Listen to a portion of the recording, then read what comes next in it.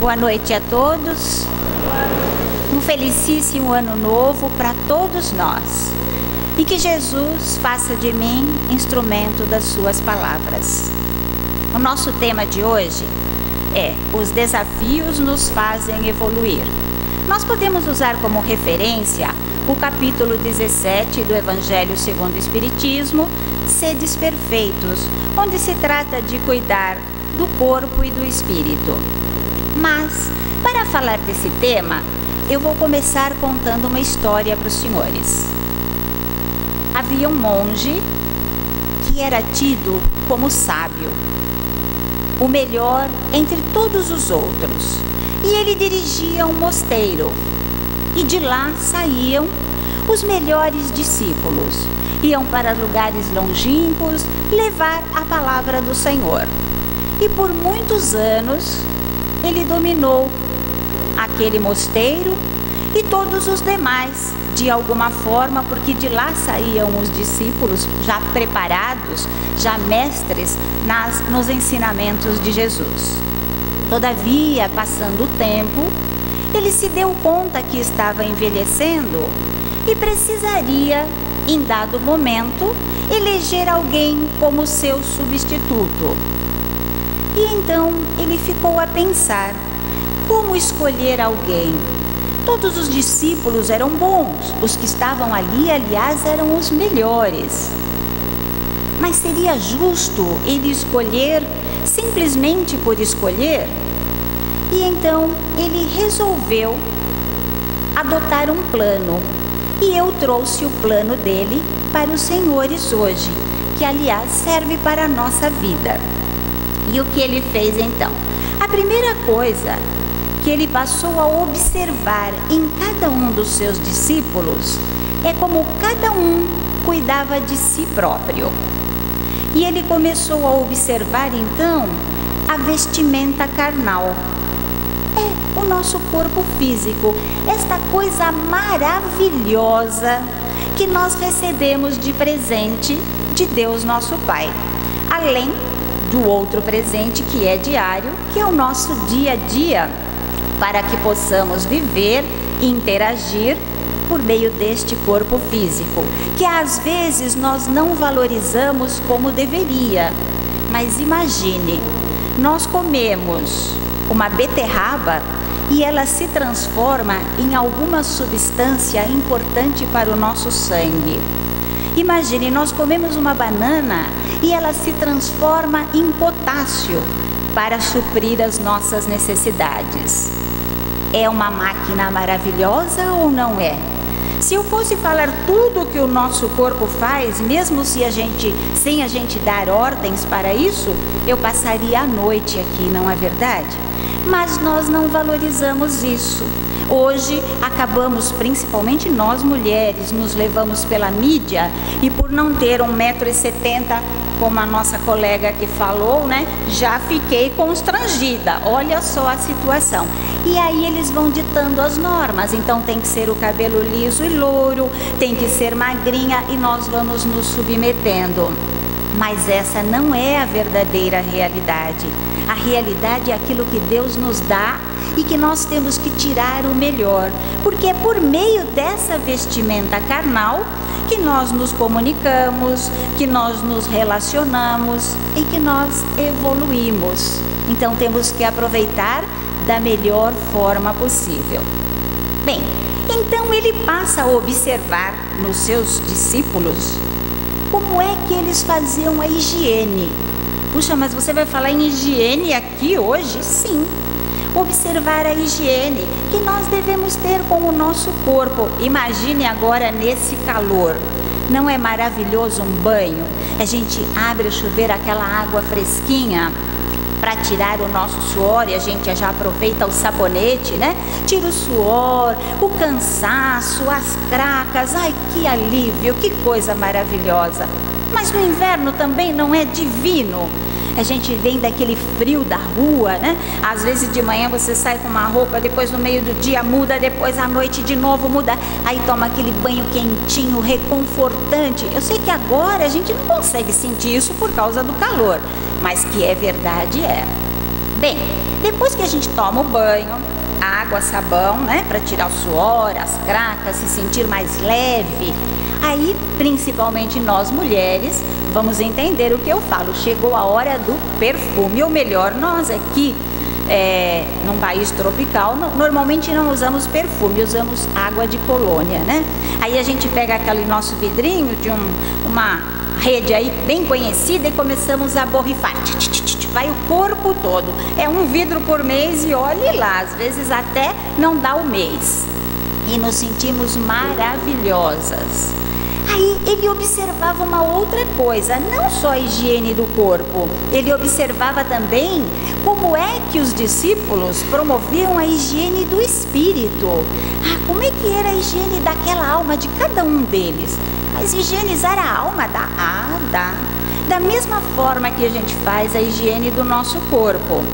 Só que, logicamente, a gente não vai usar a água e o sabão. Mas para higienizar o nosso espírito cansado, no final do dia, às vezes a gente chega em casa até arrependido, constrangido com algo que a gente fez, a gente já se observou, não queria fazer aquilo, aí a gente já tomou banho, já ficou fresquinho, perfumada, tal, mas tem aquela angústia por dentro, ou até mesmo aquela felicidade por ter tido um dia tão bom, ter tido o comportamento adequado. E o que é que a gente faz? Como é que a gente vai fazer a higiene da nossa alma? Por meio da prece.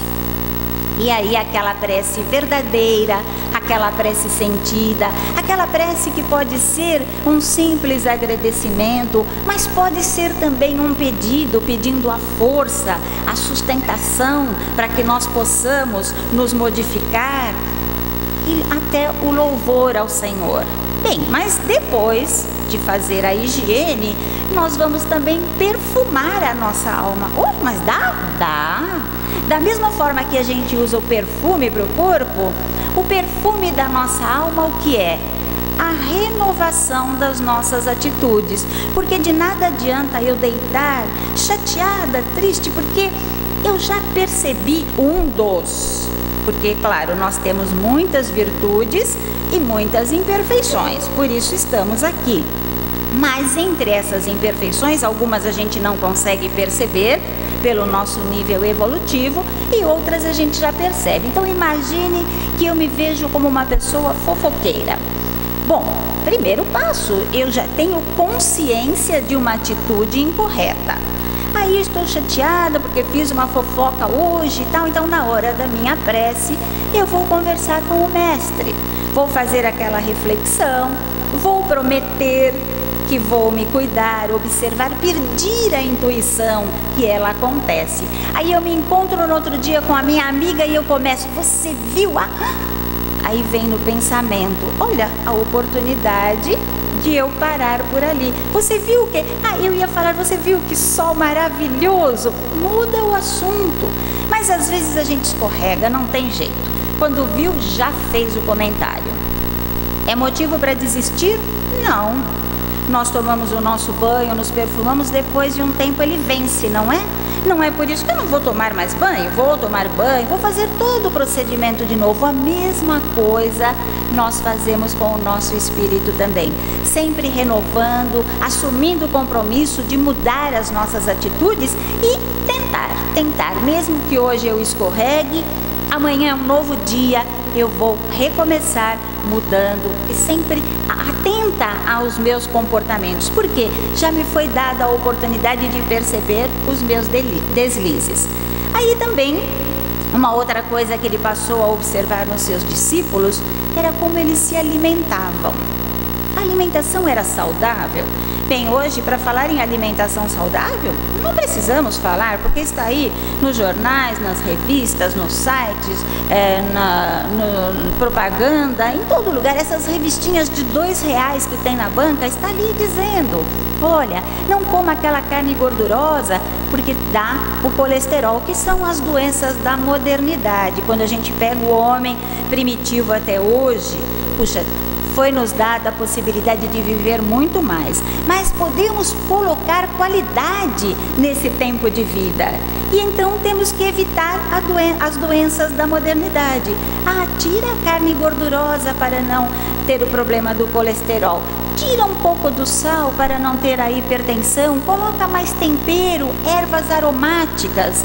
O açúcar, tira o açúcar, diminui. Procurem as frutas saborosas que estão aí da época, que são saudáveis, enfim.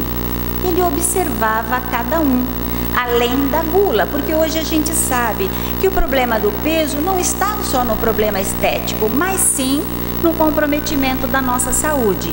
E sabemos também, quem já assistiu o Nosso Lar sabe, quem não assistiu é uma oportunidade, que se nós não cuidarmos disso, poderemos estar cometendo o suicídio indireto. Imagine que Deus, nosso Pai, nos deu este presente maravilhoso e nós não cuidamos atentamente e desperdiçamos esta oportunidade, reduzindo o tempo que nós estaríamos aqui para poder evoluir cada vez mais. Bem, mas este monge observava mais uma coisa: como é que cada um dos seus discípulos, dos seus ajudantes, estavam ali, os seus alunos, se comportavam no dia a dia nas suas atividades profissionais. Porque lá eles também tinham que trabalhar, afinal, como é que você vai se sustentar? E aí ele observava o seguinte: primeiro, isso serve para nós. Normalmente, nós nos dispomos a trabalhar, nós vamos em algum lugar, mandamos o nosso currículo, nos oferecemos, pedimos ajuda a algum amigo que nos indica para aquela vaga, né? No começo a gente vai todo feliz, às vezes não é exatamente aquilo que a gente queria fazer, a gente diz, não é aquilo que eu tenho vocação, mas como eu preciso, eu aceito. Só que depois a gente passa a reclamar. Então ele observava isso, porque a gente pode dizer assim, a gente ama o que a gente faz, não é a minha vocação, eu faria com todo prazer se fosse aquilo para o que eu nasci, mas eu preciso amar aquilo que eu faço, porque é aquilo que o momento me foi proporcionado, foi a oportunidade que eu tive, e por meio desta oportunidade eu estou levando o alimento para minha casa, a educação para os meus filhos, os medicamentos necessários, eventualmente o dinheiro para eu poder estudar, me formar naquilo que eu chamo de vocação e de repente poder atuar. Às vezes até nos foi dada a oportunidade sim de fazer aquilo para aquilo que nós nascemos, mas de forma voluntária. Por que não aproveitar e saber então amar a oportunidade que está na nossa mão? Porque ninguém nos puxou com uma corda ou colocou uma arma na nossa cabeça para que nós fôssemos trabalhar naquele local. Então fazer do nosso ambiente de trabalho o melhor ambiente possível. Bem, uma outra coisa que ele observava nos seus discípulos era em relação ao lazer, porque muitos diziam que não tinha tempo. Não ter tempo para o lazer significa desorganização. Nós precisamos pegar a nossa agendinha, ter tempo sim para o trabalho, para o estudo, para os nossos compromissos religiosos, para o nosso trabalho voluntário, mas também para o lazer. Porque o lazer é saúde e é um tratamento preventivo. Outros dizem, mas lazer hoje em dia é muito caro. E nós sabemos que não é verdade. Olha, às vezes um bolinho de fubá, um cafezinho passado na hora e uma reunião entre amigos, é claro que eu não vou falar do churrasco, com a caipirinha, com a cerveja, né? É outra coisa, mas enfim, você junto com os amigos, batendo um papo, tomando aquele cafezinho, comendo aquele bolinho de fubá, contando história, contando causos, rever as fotos do passado. Mas eu sou tão jovem, não tenho foto, mas tem a foto da vovó, do titio, do papai, pra gente rir do chapéu que ele usava, a blusa como era, o penteado. Você tem uma tarde rica, uma tarde de lazer, sem gastar. Outra coisa é ficar atento aos jornais, às revistas, mesmo à televisão, aos clubes sociais que tem. Enfim, há oportunidade de lazer sem muito custo, às vezes até sentar numa praça e ouvir o canto de um pássaro, que nós acabamos deixando passar despercebido nos dias de hoje pela loucura, pela correria. Ouvir uma boa música, enfim, são oportunidades que nós temos e que não há necessidade de grande investimento. Uma outra coisa que ele observava era como seus discípulos faziam as suas preces, né? Porque alguns de nós têm aquela preocupação. Bom, hoje eu tenho que ir ao centro, à igreja, ao templo, não importa onde, porque é o dia das minhas preces. É maravilhoso, sim, quando todos nós nos unimos e fazemos a prece junto. Nós sentimos a vibração do ambiente, nós nos sentimos mais confortáveis, conseguimos nos ligar melhor, mas temos que ter consciência que tudo isso não é necessário, né? Então, qual o local apropriado? Eu vou contar uma experiência que eu tive recentemente, alguns dos senhores vão entender. Certo dia eu tinha um compromisso do outro lado da cidade e resolvi ir de metrô. Então, 7 horas da manhã eu estava na estação do Tatuapé. Quem pega o metrô essa hora sabe como é. A gente não precisa se preocupar em escolher o trem que você vai, o vagão, porque o povo vai levando a gente, né? E foi o que aconteceu comigo. Então eu fui levada pelo povo, dando os passos, até que em dado momento eu me vi dentro de um vagão. Coloquei o primeiro pé, levantei o outro para dar o passo. Quando eu fui colocar o outro pé no chão, não tinha espaço. Eu calço 33, condizente com o meu tamanho, né? Aí eu fiquei apavorada, eu queria levantar o braço para segurar na barra que eu não alcanço, mas também não foi possível, porque eu estava assim. E aí eu tentei olhar dos lados e todo mundo também mais alto, e eu comecei a ver só aquelas pessoas à minha volta, comecei a me sentir sufocada. E aí começa a vir aquela sensação desagradável, aquele pensamento, meu Deus, eu pensei em Deus. Naquele momento, com um pé erguido, as mãos para baixo, não conseguindo enxergar nada, qual foi a melhor solução para que eu me acalmasse? Eu fechei os meus olhos. E como eu costumo fazer as minhas preces, eu comecei a imaginar que Jesus estava ali, próximo de nós, e que das suas mãos saíam gotículas luminosas que me tocavam intensamente, adentrando o meu corpo físico, acalmando o meu espírito, a minha ansiedade, e depois se expandindo, envolvendo as pessoas à minha volta, aquele vagão todo, pegando os outros, iluminando os trilhos. E assim, quando eu me dei conta, eu fui cuspida do vagão na Sé. Ou seja, fiquei tranquila, né? Graças a Deus, desci na Sé em paz. Então veja bem, o local para fazermos a nossa prece é qualquer. Momento também, eu não preciso escolher. É claro que quando a gente deita, a gente faz aquele relaxamento, o fechamento, né, do nosso dia, como foi, o que aconteceu de bom, o que não foi tão bom, quais foram as experiências, onde foi que eu escorreguei, enfim, é um momento que normalmente a gente faz a nossa prece. Mas muitos de nós, por todas as tarefas do dia, escola, estudo, a gente começa e não termina, embala, né? Começou a prece e já dormiu, que bom, embalado na prece. Quando a gente acorda também, normalmente não é nem abrir os olhos, assim, despertou a mente. Obrigado, Senhor, pelo dia de hoje, maravilhoso, com esse calor que está aí. Reclamar do calor é verão, gente, não é? Que coisa maravilhosa, que bom que eu posso sentir. Se eu tivesse já partido para o plano espiritual, eu estava sentindo. Depois, quando é frio também, que bom. Se está chovendo, maravilhoso, não importa. Agradecer porque foi mais um dia que eu ganhei de presente. Mas além disso, no nosso dia a dia, há muitos momentos em que a gente pode fazer isso. Até um momento de dúvida, eu não sei se eu decido por isso, por aquilo. Qual o problema de eu pedir ao Senhor que me oriente, que me intua, que me aproxime daquelas pessoas que vão contribuir para a minha elevação moral? Enfim, e palavras quais são? Bom, eu tenho certeza que todos os senhores, se fossem convidados para vir aqui, viriam e fariam uma belíssima prece. Mas às vezes a gente fica tenso. E você sabe que mesmo sabendo conjugar todos os verbos, quando você está aqui, às vezes você erra e escorrega no português.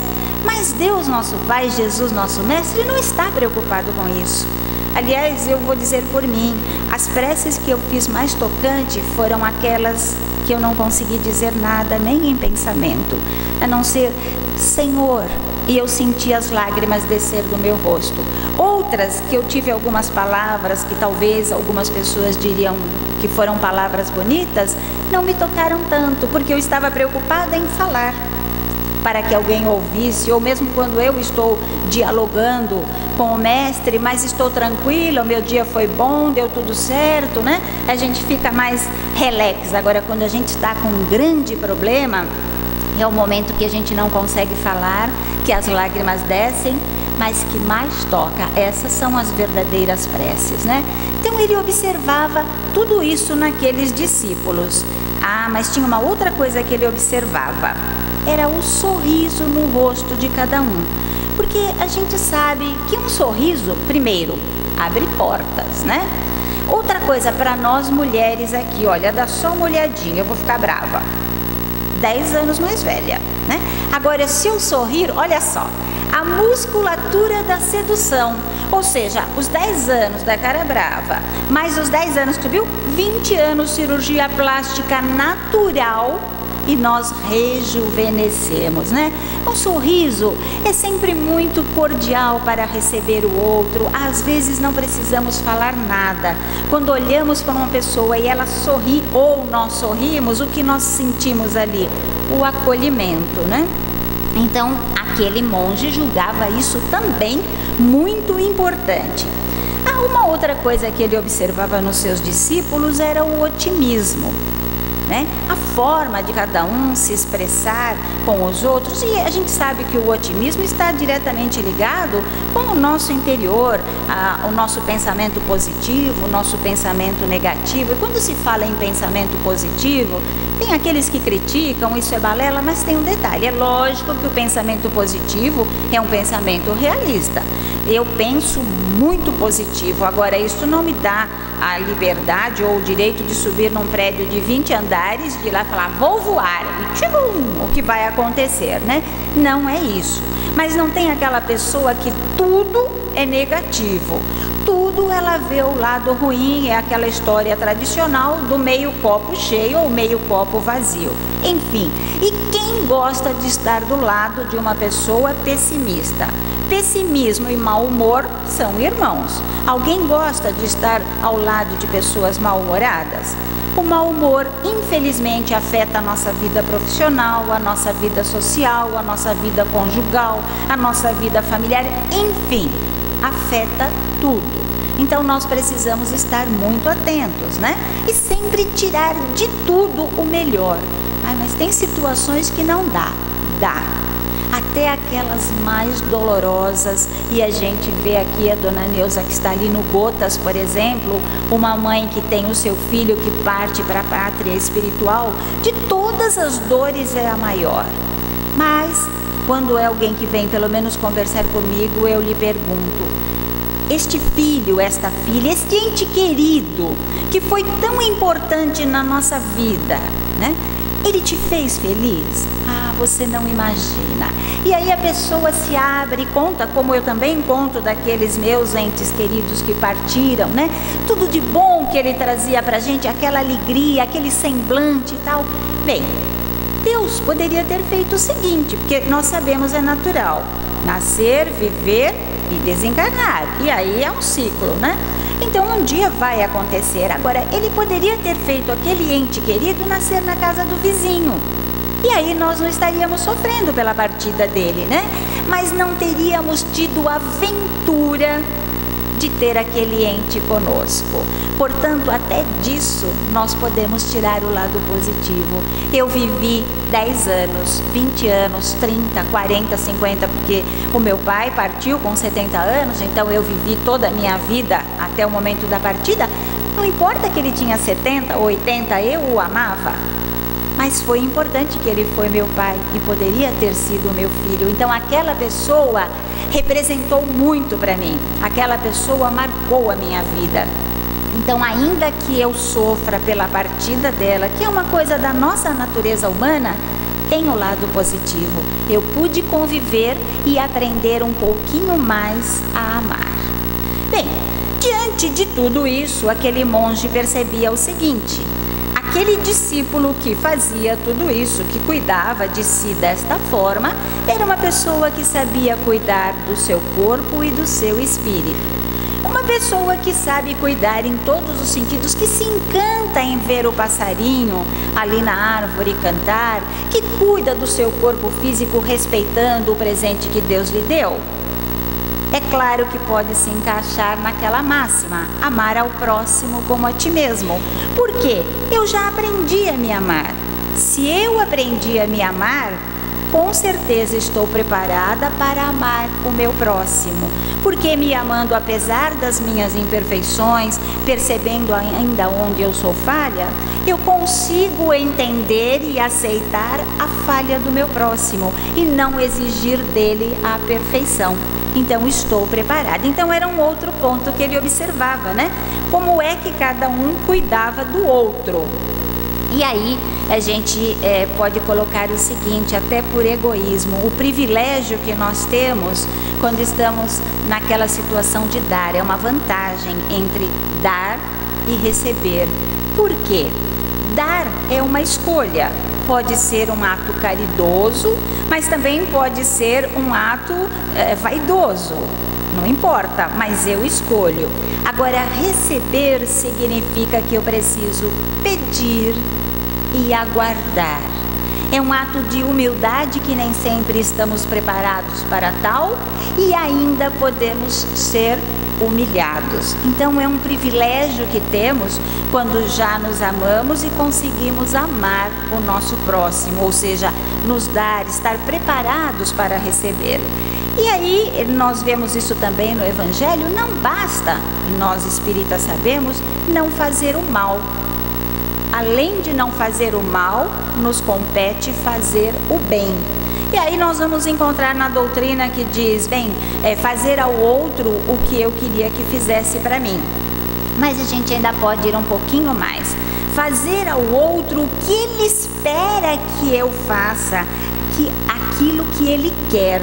E eu me recordo um dia numa aula, para o pessoal da área de saúde, quando eu coloquei isso, um dos alunos disse: mas como é que eu vou saber o que o outro quer? E foi muito oportuno naquele dia, porque eu lhe disse: imagine você entrando no quarto de uma idosa de 80 anos que está ali internada, acamada, com limitações para fazer a higiene dela.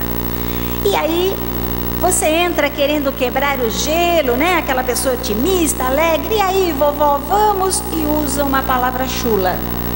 Ora, se fosse um jovem de 20 anos, você até poderia usar aquela linguagem. É como você queria ser tratado, para quebrar o gelo, para se sentir um pouco melhor. Mas será que aquela idosa de 80 anos, que foi educada em outra época, que é uma pessoa púdica, toda reservada, gostaria de ser tratada assim? Então, em muitos momentos, nós sabemos sim como o outro gostaria de ser tratado. E nem sempre é como nós queremos. Basta se ter a percepção, se ver onde estamos, com quem estamos lidando, e nós saberemos como nos comportar. É lógico que falar é muito fácil, não é? Mas nós sabemos que nós precisamos servir de exemplo. Então, estar aqui na tribuna ou no nosso ambiente social, no nosso trabalho, a gente fazer o discurso, pregar o evangelho, é muito fácil, sim.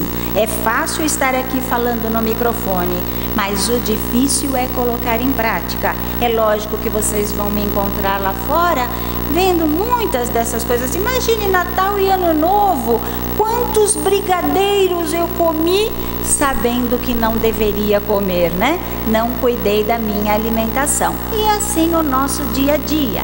Mas nós temos que estar sempre atentos a isso. Agora imagine aquele então que aprendeu a cuidar de si, ama a si, né? a si próprio, então consegue amar ao seu próximo, começa a dar exemplo aos outros pelas atitudes, pelo comportamento, pela maneira de ser, ou seja, incorpora realmente o Evangelho de Jesus. E aí nós podemos também dar um passinho a mais. O Evangelho inclusive fala da tolerância, que é algo muito importante. Mas você já percebeu que às vezes nós não sabemos aplicar exatamente a palavra tolerância? A gente fala até com uma certa ironia. Eu tolero fazer o quê? Será que é isso que o Evangelho nos ensina? Não. Então nós podemos começar a trabalhar a mudança dessa palavra e, ao invés de tolerar o outro, acolher.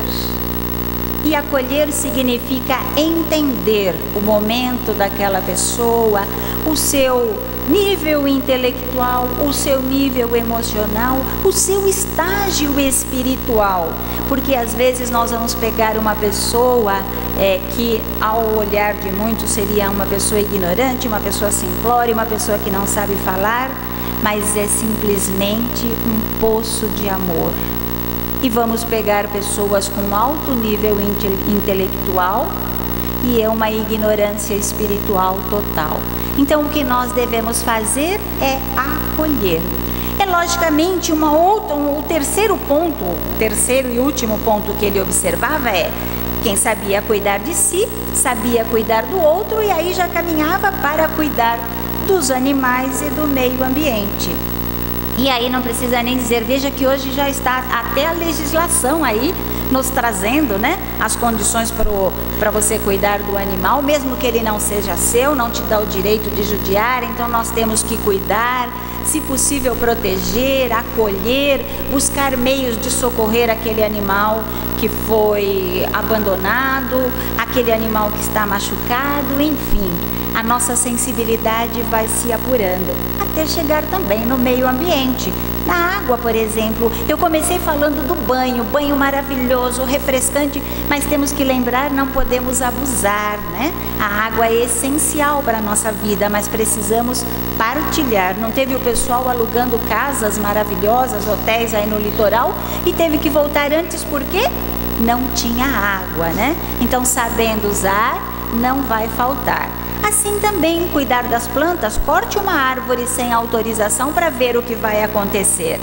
E chegar à reciclagem do lixo. A gente recicla o lixo que está dentro de nós e o lixo que nós produzimos. Hoje eu li uma frase, eu já não lembro como ela era, mas achei maravilhosa. Não há como jogar o lixo fora, porque não existe fora, o planeta Terra está aí.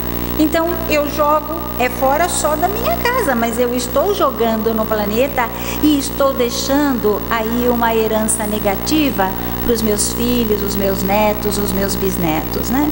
Bem, depois de toda essa reflexão que aquele monge fez por 2 anos, ele finalmente conseguiu perceber quem poderia dirigir aquele mosteiro. Só que ele percebeu que tinham 2 discípulos que estavam perfeitamente preparados. E aí, mais uma vez, ele disse: como é que eu vou fazer? Não é justo eu escolher um em detrimento do outro. Então, o que ele fez? Ele chamou a todos, explicou a observação que ele tinha produzido todo aquele tempo, né? E que 2 deles, e disse quais eram os 2, estavam perfeitamente preparados. Mas para não ser injusto, ele ia fazer uma proposta. Então, para aqueles 2, ele entregou, assim, um saquinho para cada um com alguns grãos de feijão, né? Estavam os feijões assim no saquinho, e ele disse o seguinte: amanhã vocês vão colocar esses feijões dentro da botina e vamos combinar todos ao pé da montanha, uma montanha que havia perto do mosteiro. E vocês 2 vão subir aquela montanha.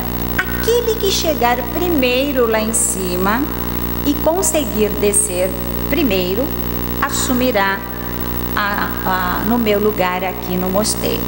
E assim foi feito. No outro dia, todos os discípulos estavam lá e os 2 escolhidos, já com as suas botinas, colocado o feijão dentro, né, calçaram as botinas E na hora que ele deu a largada, começaram a caminhada. Depois de algumas centenas de metros, um deles começou a mancar. Mancou um pouquinho aqui, um pouquinho ali. Dali a pouco ele mancou um pouco mais algumas centenas de metros, ele já não aguentava mais, ele começou a subir de joelhos, mas os pés começaram a doer muito, enquanto que o outro continuava na sua passada normal. E ele, em dado momento, não suportando mais, acabou tirando a botina, os seus pés já estavam sangrando, tinham bolhas enormes, e ele acabou ficando no meio do caminho. Enquanto isso, o outro seguiu até o cume. Chegando lá, ele retornou. Aquele que estava com o pé machucado voltou também, já sem a botina e já sabendo qual seria o desfecho. Ali chegando, houve uma comemoração simbólica, né? Todos cumprimentaram aquele que havia conseguido chegar até o pico da montanha e retornado. Ele, o que havia machucado os pés, já sabia naturalmente que cabia o outro ao lugar de direção do mosteiro. Também o cumprimentou sem mágoa, sem rancor, mas ao final de tudo ele chamou o colega ao lado. Ele estava muito curioso. E então ele perguntou: como você conseguiu? Qual foi a prece que você orou que te deu a força para suportar a dor? Porque se eu senti, você também sentiu. Para conseguir subir numa passada normal e descer essa montanha e concluir o caminho, a proposta que foi dada, e eu não consegui. Me conte o que foi que você fez, como você conseguiu, qual foi a prece que você orou. E o companheiro então lhe disse: simples, amigo, antes de colocar os feijões na botina, eu os cozinhei. Ou seja, aqui o que essa história tem a ver com tudo que nós falamos hoje?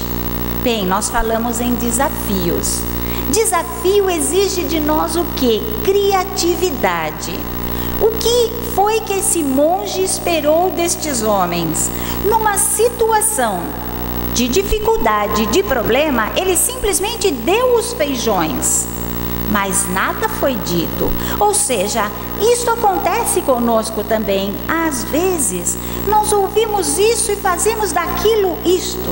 Nós não sabemos ouvir, não usamos a nossa criatividade, nós nos focamos nos problemas, ao invés de fazer dos problemas meios de evolução. Ou seja, transformar os problemas em desafios. E quando nós nos vemos desafiados, o que acontece? Nós nos sentimos motivados para seguir em frente e ter uma solução. Já quando nós olhamos para a situação como um problema, como é que nós nos sentimos? Já praticamente derrotados. Então, que nós possamos colocar neste ano de 2014 um olhar diferenciado para aquilo que acontece na nossa vida no dia a dia. Que ao invés de a gente olhar para os problemas, nós consigamos olhar para eles como desafios que nos levem à evolução. Eu desejo a cada um dos senhores, então, muitos feijões, ou melhor, muitos desafios a caminho da evolução. Que Jesus esteja com os senhores hoje e por todo o ano. Muito obrigada, uma boa noite.